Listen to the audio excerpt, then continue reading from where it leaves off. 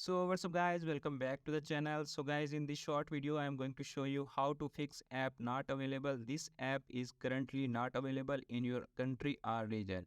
So if I want to get any app that working only other country, you can see appears on screen my app store showing that error right now. So how to get the other country app in my iPhone right now? Suppose right now I am searching Cash app in my iPhone.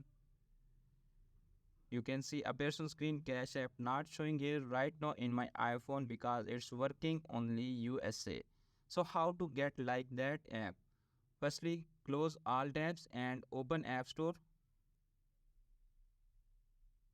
You can see appears on screen in the top showing here Apple ID. Tap on that.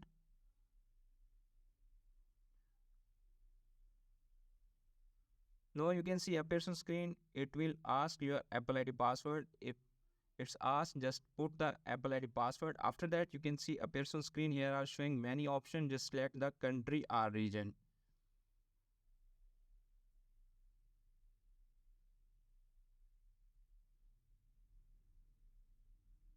It will take some time to load. You can see appears on screen change country or region.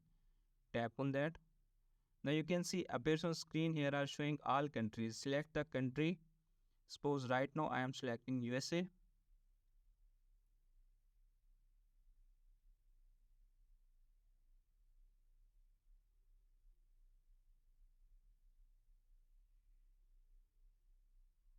Select the USA.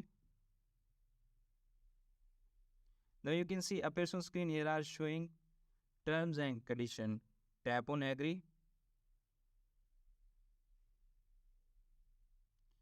Now you can see appears on screen it's asking for a payment method. Right now select the none and you can see appears on screen fill all address.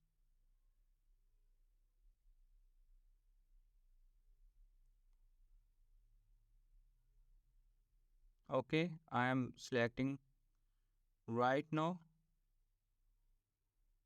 a random to show you.